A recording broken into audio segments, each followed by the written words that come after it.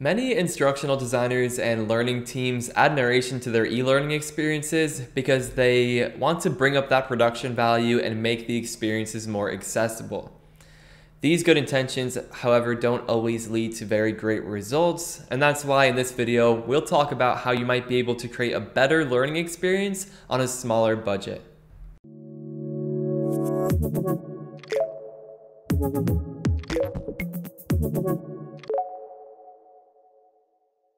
Narration is a very tempting thing to add to a learning experience. And I know this because many clients who come to me, they always want these learning experiences to be narrated no matter how text heavy they are. And I think the intention behind this is good. Again, I think people want to add narration because it will make the experience more engaging or accessible, or at least that's the idea, but that's not always the case. So first, let's talk about the problems with narration. I think one of the big ones is that it takes control away from the learner or the audience. Now, when I'm learning something, I like to have control over the pacing. And in these e-learning experiences, when we have this prescribed narration with this pace defined for us, it can get kind of frustrating, especially if I know that I could be reading the information more quickly.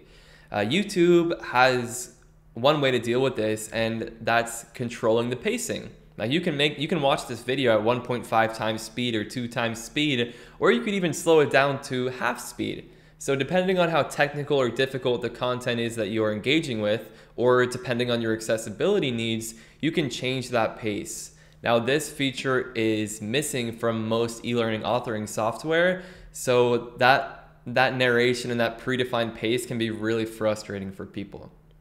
Now, let's move on to some of the more bigger and maybe more glaring issues. If you have text on a screen and that text is being narrated, it can be very distracting. And again, the reason for this comes back to pacing. Everyone reads at a different rate. So if I'm trying to read what's going on the screen and in the background a narrator is reading that same exact thing, kind of like over my thoughts, you can see how that would increase the cognitive load and lead to some confusion. So if you want to learn more about this, check out my e-learning tips video. I'll link that in a card in the top right of the screen. But this is a big no-no. You don't want to narrate what it is that you have on screen because again, it's distracting. It's going to take away from the learning experience. So if we're not narrating text, what are we narrating? Well, that's a big question. Like if you want to use narration well, you need the visuals to support the narration. So you need a much higher budget to handle that custom animation. Like again, I guess you can just have like a static slideshow going with narration playing. That's not going to be a very great experience. Like odds are people could probably learn more efficiently from text. I mean, people have been learning from books for thousands of years.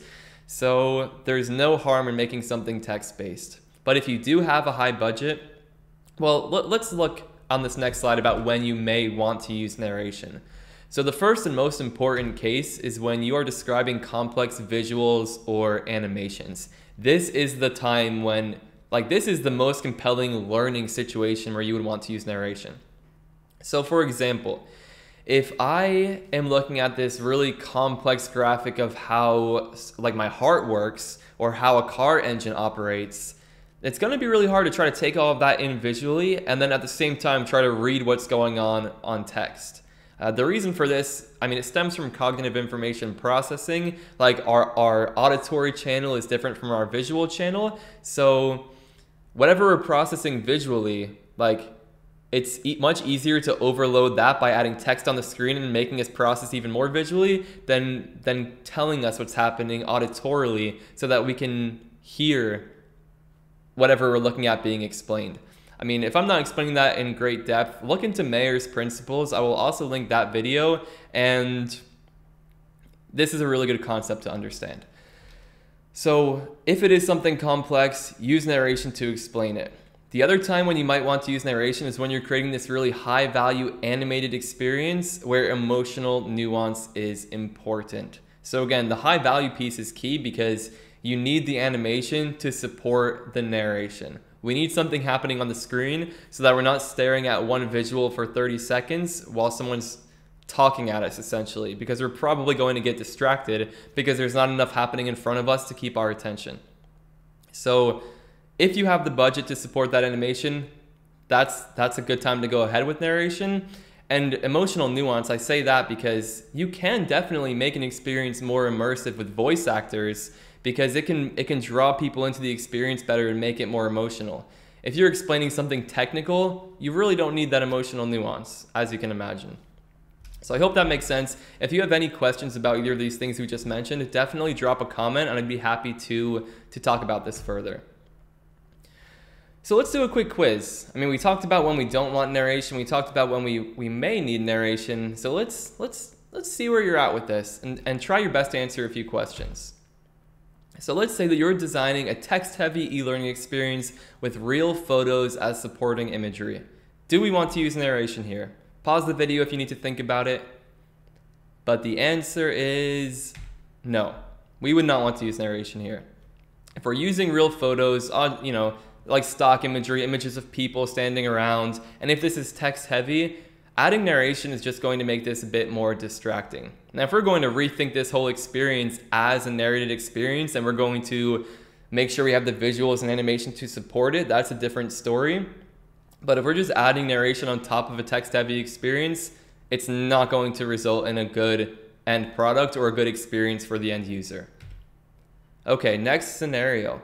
You have a high budget for animation and you'd like to create an immersive, emotional learning experience. Pause the video if you need to think about it, but the answer here is, yeah, you would probably want to use narration here. You have the budget for animation, so you're gonna have the visuals to support what people will be hearing, and you want this to be immersive and emotional, so narration is a good way to bring in that extra sense and tie the person into this experience.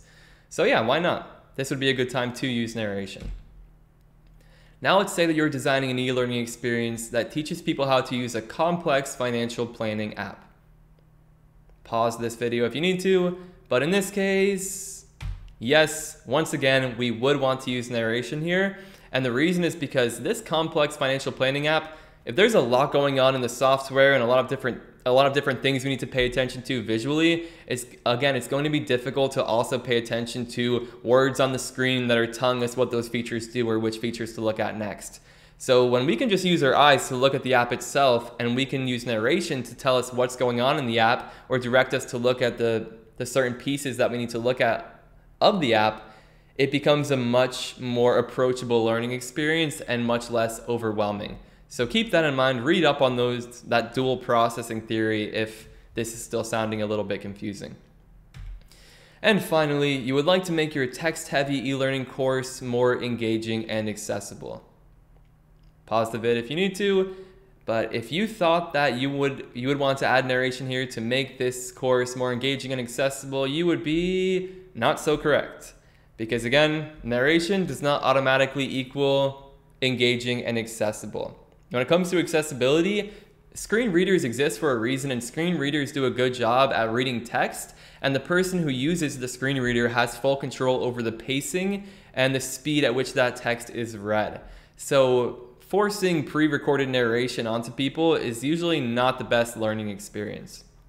And again, since this e-learning course is text heavy, there are much less opportunities to use narration because this is the redundancy principle. You don't want narration and text on the screen. You usually want one or the other. So check out the Mayor's Principles video to learn more about these different principles. But very important. This is an important concept. People get this wrong a lot in the instructional design and e-learning industry. So check out the other videos I mentioned, play around with this, and don't put pressure on yourself to force narration into your projects. Like, text-based learning experiences can be really great, so there's no need to feel like that's going to disappoint your learners. And as always, I mean, if you need to, do some prototypes and get some feedback on your learning experiences and get data from your actual audience and see how much that narration is actually valued.